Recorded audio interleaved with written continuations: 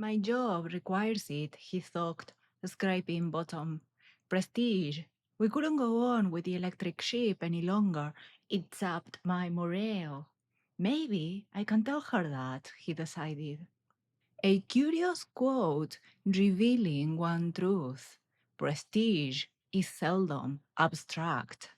It arrives disguised as necessity, as morale, as professional obligation, and it surfaces in private as a justification. But this raises two interesting questions. What becomes prestigious and why? And is wealth really all that backs prestige? It is too early to answer that. For now, I will just say this.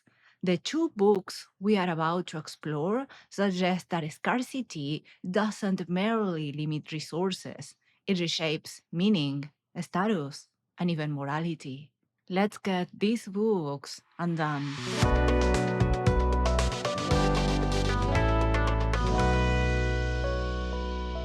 Hello, everyone, and welcome to Books Undone.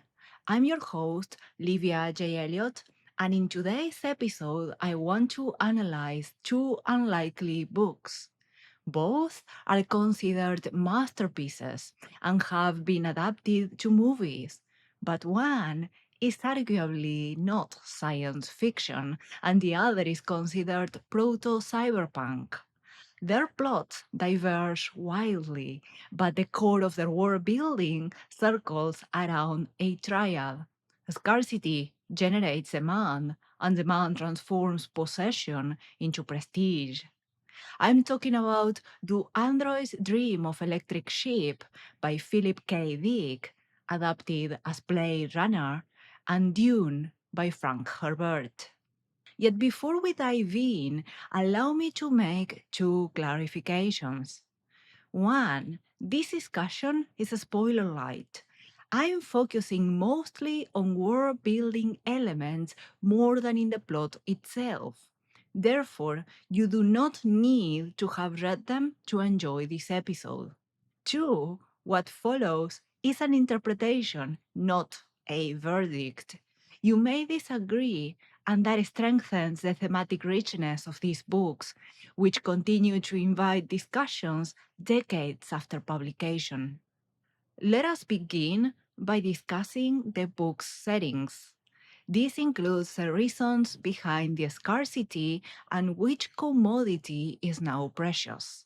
Do Androids Dream of Electric Sheep by Philip K. Dick was published in 1968, and it is a dystopian proto-cyberpunk novel set in a post-apocalyptic San Francisco. At some point before the book's event, World War Terminus affected the entire ecosystem, extinguishing most animal life. Consider this description early in the book. No one today remembered why the war had come about or who, if anyone, had won. The dust which had contaminated most of the planet's surface had originated in no country, and no one, even the wartime enemy, had planned for it. First, strangely, the owls had died. At the time, it had seemed almost funny, the fat, fluffy white birds lying here and there in yards and on streets, coming out no earlier than twilight as they had while alive. After the owls, of course, the other birds followed, but by then the mystery had been grasped and understood. A meager colonization program had been underway before the war, but now that the sun had ceased to shine on Earth, the colonization entered an entirely new phase. As the excerpt highlights, the conditions for scarcity are man-made.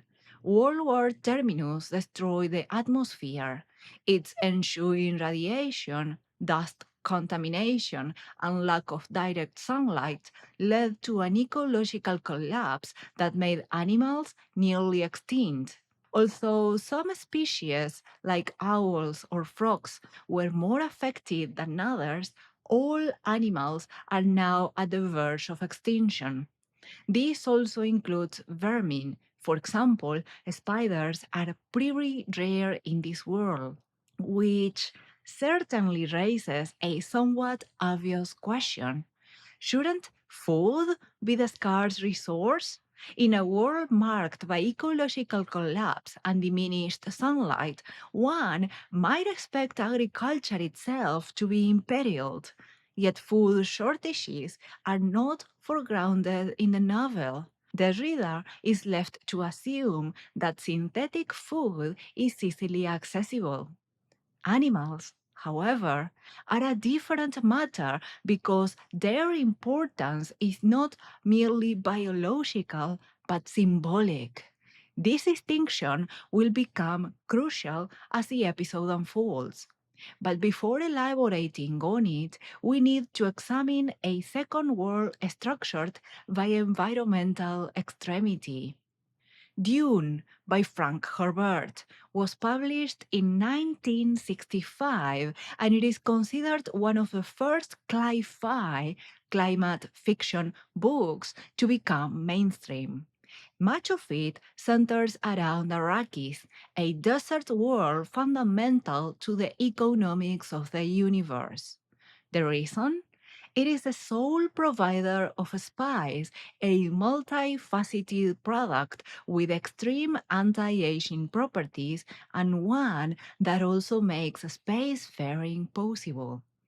But although spice is scarce and limited, it is not the resource we will discuss today. Water is. You see, Arrakis has no oceans, no humid patches, not even steppes. It is a sand-filled desert across its expanse, and it is populated by humans. And we, humans, as you know, need water to stay alive. This raises the unavoidable problem of a fundamental need that can only be satisfied by a scarce resource. When House Atreides is sent to rule over Arrakis, the Duke's son, Paul Atreides, receives the following warning. You will learn a great concern for water, Hawat said.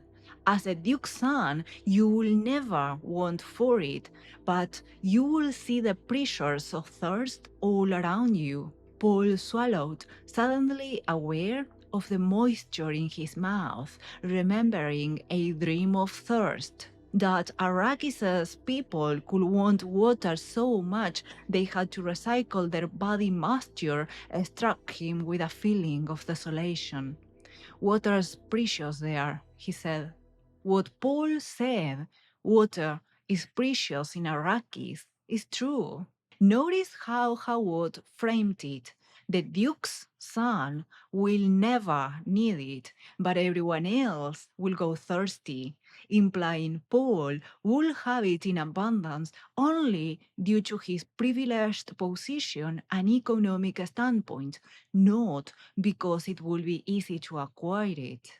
The extreme scarcity is also highlighted when Paul remembers that those living in Arrakis recycle their body moisture to have something to drink. This is fundamental because the planet has no natural bodies of water and the population must reuse their own fluids, drain water from recently deceased bodies, or using so called windmills to collect the air's scant moisture. At this point, we can raise another obvious question. If Araki's environment is so hostile to humans, why remain there at all? The answer is a second resource, spice, and within Dune's universe, spice must flow. Given its properties, it is politically unavoidable to have troops and harvesters there. And for the Fremen, the native population, their presence is less transactional and more existential. The novel offers fragments rather than a single explanation about their arrival, hinting at belief and long ecological ambition. The politics of Dune are intricate and fascinating, but they are not the focus of this episode. If you want to hear about them, check my previous episode where I discussed the political theory behind it. For now, we are concerned with scarcity itself. Both settings share a structure, but not a cause. In Do Androids, the scarcity is man-made. It is a result of World War terminus. In Dune, however, scarcity is natural, a result of the environment itself. The former is a technological catastrophe, the other just planetary extremity. In both worlds, a single commodity rises above all others, living animals and water, respectively. Yet while the value of water is easy to guess, the relevance of living animals is not as clear. So let us deconstruct how value is assigned. When I introduced Do Androids Dream of Electric Sheep, I mentioned that the importance of living animals was not merely biological but symbolic. In truth, scarcity changed how people thought about animals, and how people think about a commodity affects its value. Consider this excerpt following protagonist Rick Deckard. On his way to work, Rick Deckard, as Lord knew how many other people, stopped briefly to skulk about in front of one of San Francisco's larger pet shops, a long animal row. In the center of a block-long display window, an ostrich in a heated clear plastic cage returned his stare. The bird, according to the info plaque attached to the cage, had just arrived from a zoo in Cleveland. It was the only ostrich on the West Coast. After staring at it, Rick spent a few more minutes staring grimly at the price tag. There are a few things to notice here. Animals are now sold at specialized pet shops, and the street where those stores are located is colloquially referred to as Animal Row. There is also a collective interest on animals and a limitation to acquire them. In the quote, Descartes remarked he stopped there before work, as Lord knew how many other people, which implies he's not the only one coveting them without actually purchasing. Now, remember the last line. Rick spent a few more minutes staring grimly at the price tag. It is clear that living animals are expensive, and some, rarer than others, even more expensive. As we know from the real world, supply and demand affect a commodity's price. In this case, the collapse of the ecosystem had complicated the supply of living animals. However, the demand seems to be quite high, which drives the prices up. Because supply was so limited and there was a need to track prices and understand the market, the pet shops maintained a monthly publication called Sydney's Animal and Fowl Catalog. This magazine advertised the pet shop's stock of living animals, their availability, if any, and their price tag. Here is a scene of Descartes reading one. Never in his life had Descartes personally seen a raccoon. In an automatic response, he thumbed Sydney's and looked up raccoon with all the sublistings. The list prices, naturally, appeared in italics.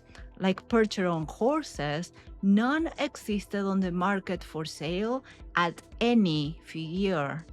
Sydney's catalog simply listed the price at which the last transaction involving a raccoon had taken place. It was astronomical. As we can see, not every animal is available in stock, and the rarest ones command the highest price tags. Exactly what happens when desire outpaces availability. But high demand does more than inflate prices. It creates opportunity, a need that can be profited of. In Do Androids, that opportunity takes a peculiar form: counterfeit animals. These are meticulously engineered robotic replicas designed to pass as real.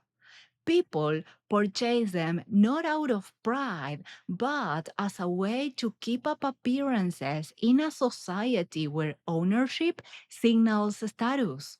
To protect that illusion, the repair shops disguise themselves as veterinaries and help extend the pretense.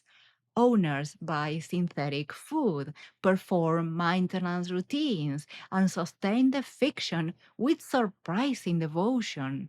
With this, the book's title begins to make sense. Rick Deckard, our unfortunate protagonist, owns an electric ship. This is how he thinks of it. For a long time, he stood gazing at the owl who dozed on its perch. A thousand thoughts came into his mind. He thought, too, about his need for a real animal. Within him, an actual hatred once more manifested itself towards his electric ship, which he had to tend, had to care about as if it lived. The tyranny of an object, he thought.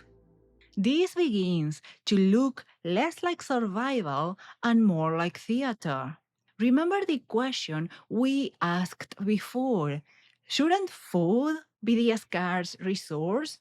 Clearly, in this setting, living animals are not nutritionally useful and neither economically productive. So, why does ownership matter so intensely? At the end of the day, animals are simply displayed. There is a reason for this, and to understand it, we need to elaborate on one economic and social theory developed by Thorstein Veblen. He was an American economist and sociologist who, during his lifetime, emerged as a well known critic of capitalism. In 1899, he presented the theory of conspicuous consumption, which describes a form of consumer behavior that emerged in its modern form after the Industrial Revolution. In particular, conspicuous consumption is the practice of acquiring goods or other outward symbols of wealth in order to show others how much wealth one possesses. Something to note is that the goods acquired in this way are not needed in any meaningful sense. As Todorova said in 2013, they are meant to inform others of the purchaser's superiority. Can you see where this is going? How it links back to the living animals? Before we formally use Veblen to explain to androids, let us consider this exchange between Descartes and his neighbor Babur, who owns a pregnant Percheron mare. Ever thought of selling your horse? Rick asked. He wished to God he had a horse. In fact, any animal. Owning and maintaining a fraud had a way of gradually demoralizing one. Barbour said it would be immoral to sell my horse. Sell the colt, then. Having two animals is more immoral than not having any. Puzzled, Barbour said, "How do you mean? A lot of people have two animals, even three, four, and like in the case of Fred Washburn, who owns the algae processing plant my brother works at, even five." The man's eyes glazed over, imagining such possessions. He drifted by degrees into a trance. As you can see, Descartes covets a living animal because he has none and only wants one to display it, exactly as his neighbor does. In turn, Barbour only sees the prestige of having the animals, but doesn't seem to care about them as living beings. This is what Veblen observed, that consumption becomes socially meaningful when it is conspicuous rather than necessary. In PKD's world, even electric animals participate in this economy of display, the simulations of physics, because prestige depends on visibility, not biological authenticity nor utility. If you recall, the opening line I used for this episode makes this link explicit. My job requires it, he thought, scraping bottom. Prestige. We couldn't go on with the electric ship any longer. But what is utility?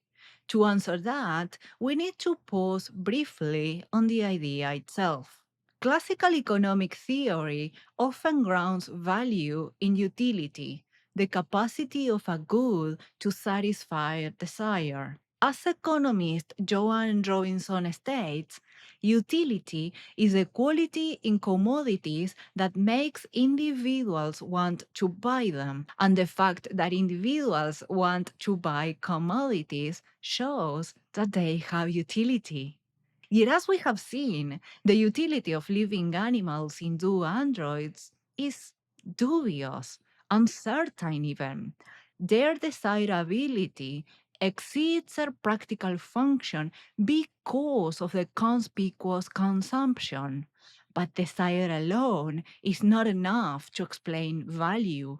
There must be something else. Hold on to this idea. We will come back to it soon. What matters now is that this ambiguity around the utility of a scarce resource does not exist on Arrakis. Water is necessary before it is anything else. So let us return to Dune to assess how people think about water. Shortly after arriving on Arrakis, Lady Jessica, the Duke's concubine, speaks with the Fremen housekeeper, Mapes, about the stulsuits. The exchange is brief but revealing. Mapes glanced down at her dress. Why, you know, my lady, I don't even have to wear my steel suit here, she cackled.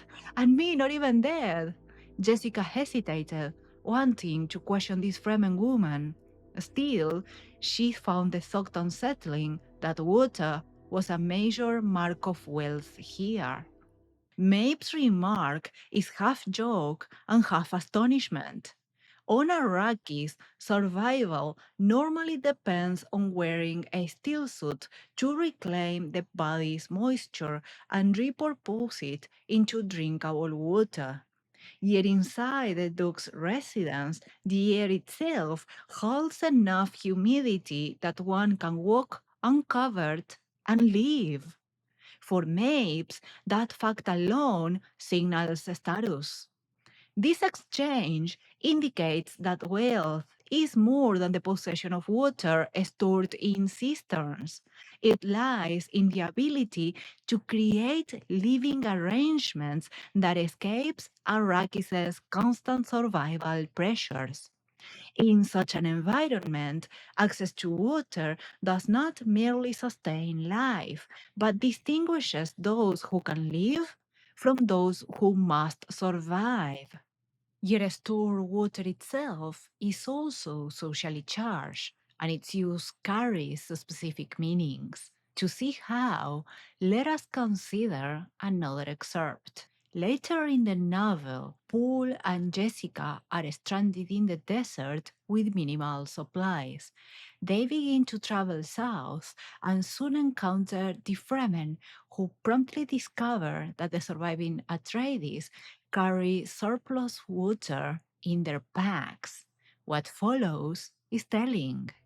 Stilgar glanced at Jessica. Is this true? Is there water in your pack? Yes. What was intended with this wealth? Wealth? She thought. She shook her head, feeling the coldness in his voice.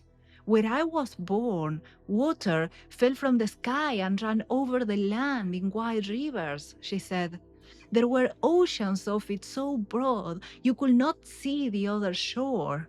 I have not been trained to your water discipline. I never before had to think of it in this way.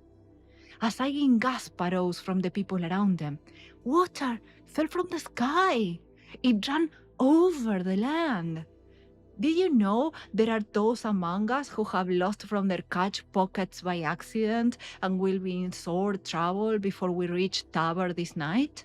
How could I know? Jessica shook her head. If they are in need, give them water from our pack. Is that what you intended with this wealth? I intended it to save life, she said. Then we accept your blessing. To give you some context, litter zones are impact-resistant containers used in Dune. They are prepared to reduce water wastage and so do not crack or leak, and neither gather moisture when kept under the day's heat.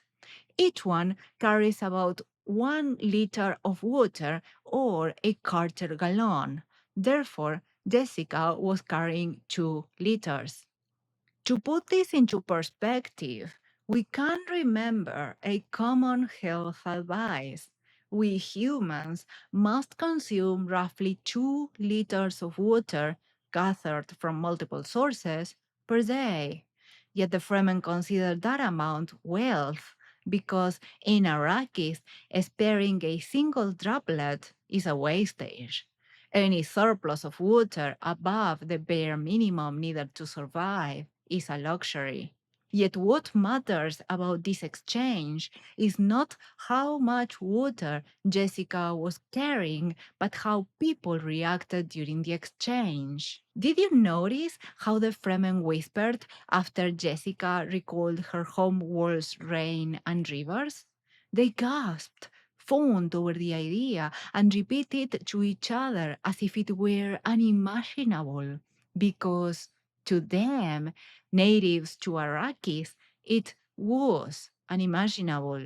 Remember, Arrakis has no oceans, no oases, no bodies of water. All water has to be reclaimed from the body's moisture, extracted from a recently deceased person, or captured from the air with windmills. In turn, Jessica's upbringing in a water-rich world made her, by Fremen standards, careless with water.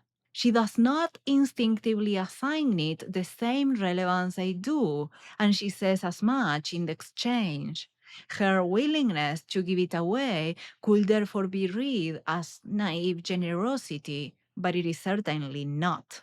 By this point, she already understands what water signifies on Arrakis, and her decision is calculated. She is buying trust in the only currency the Fremen acknowledge.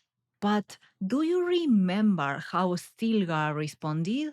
He didn't say, thank you. Instead, he said, then we accept your blessing.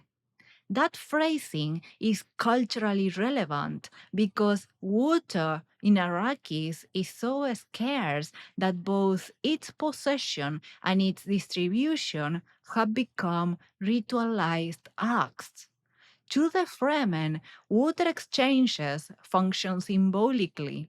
To offer drinkable water is to bestow a blessing, while shedding tears for the dead is an act of the highest respect. Consider what happens when Paul cries over the dead Fremen. A voice hissed, he sheds tears. It was taken up around the ring. He gives moisture to the dead. Jessica, hearing the voices, felt the depths of the experience, realized what terrible inhibitions there must be against shedding tears. She focused on the words, he gives moisture to the dead. It was a gift to the shadow world. Tears. They will be sacred beyond a doubt. There are many more examples of ritualized water exchanges, but here are a few more for consideration. Fremen tend to duel to death quite often. In these cases, the corpse's water belongs to the killer, adding to their wealth. It is extracted soon after death, and the deceased family is given nothing.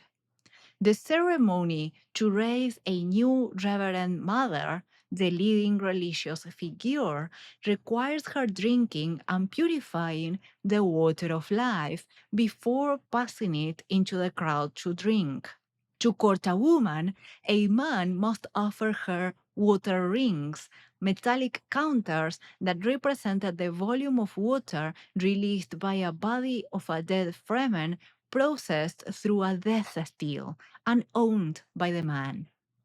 As we can see, to the Fremen of Arrakis, water is more than just wealth.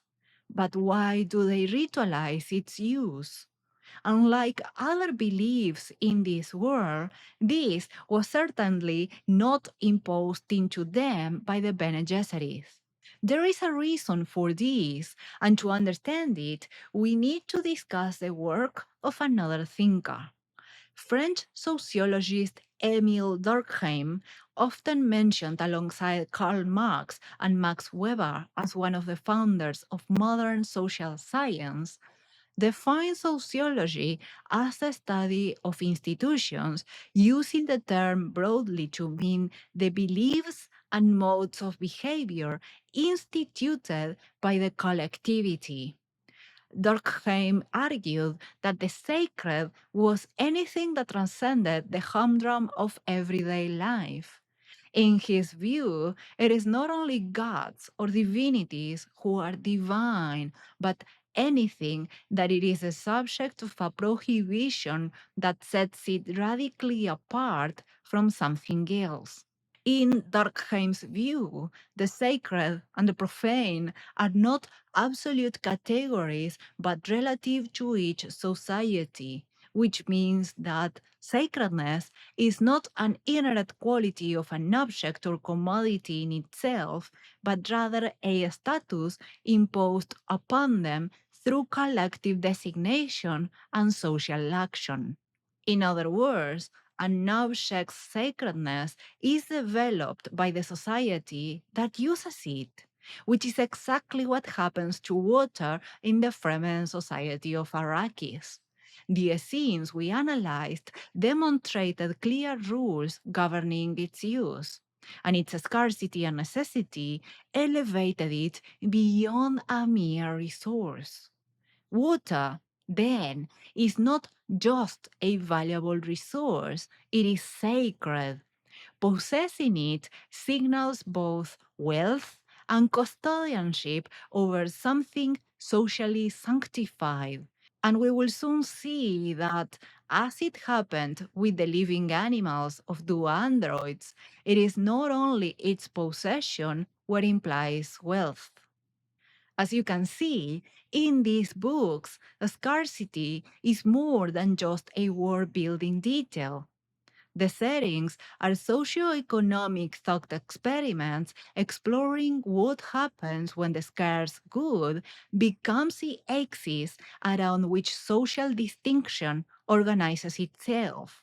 This is why, at the beginning of the episode, I asked, is wealth really all that backs prestige? Water in Dune and its recognition as sacred within Fremen society suggests that the answer is no. Yet what sustains its prestige is not belief or doctrine, but conduct, responsibility, restraint, and the moral handling of what is scarce. In a different way, Do Androids points towards the same idea. Prestige involves some degree of social responsibility. Enter Jean-Jacques Rousseau, a Genevan philosopher whose political philosophy influenced the progress of the Age of Enlightenment throughout Europe. In his famous Discourse on Inequality, he argued that humans are naturally compassionate and possess healthy self love. Social problems arise not from human nature itself, but from inequality and social arrangements that generate comparison, competition, and artificial wounds. exactly what Scarcity did in these two books. When resources become scarce and unevenly distributed, Rousseau will argue, people begin measuring their worth against others, what it is known as a more prop, creating status hierarchies that corrupt natural compassion. Taking this into consideration, we can argue that wealth derived prestige is not neutral because it carries an ethical weight. How someone uses their wealth reflects their moral alignment with the community. Therefore, genuine prestige may only exist when supported by both wealth and ethics. Let's apply this understanding to both books. In Dune, controlling water grants political and social power, but the Fremen's understanding of it as sacred and the subsequent rituals show that proper stewardship respects communal norms, embedding morality into resource control. In Do Androids, a common theme of a book is empathy. And given that the ecological collapse was caused by humanity through World War Terminus, we can see animal ownership as performative ethics. It signals I care, I empathize, I act morally by caring for the last few living animals, thereby showing empathy in a society that is morally depleted.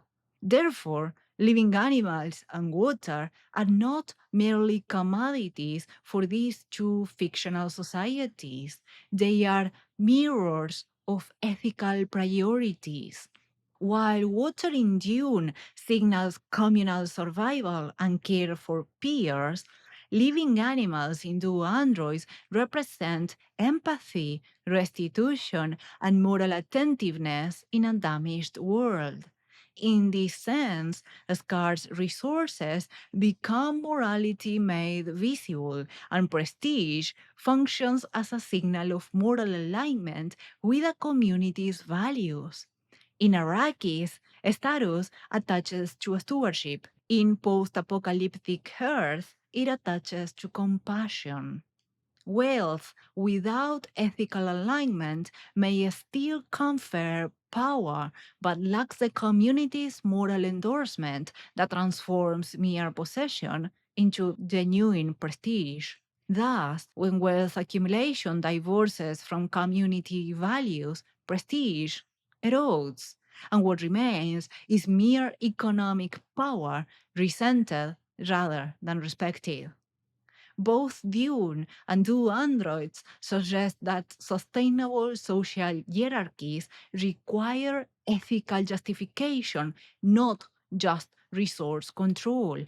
Strip away the moral dimension, and even the wealthiest risk becoming, like the absent animal owners or the water hoarding oppressors, powerful but not prestigious, commanding resources but forfeiting respect. Perhaps this is what both novels ultimately ask us to consider, that prestige is not merely the possession of what is scarce, but also stewarding it morally. Before I leave you today, if you enjoyed my breakdown of scarcity and morality, you could check my episode on the politics of Dune, in which I discussed how religion was used to legitimize political authority. Likewise, consider subscribing to my Substack at liviajelliot.substack.com. I write weekly with in depth literary and thematic discussions of speculative fiction. You can find it linked below. Thanks for listening and happy reading.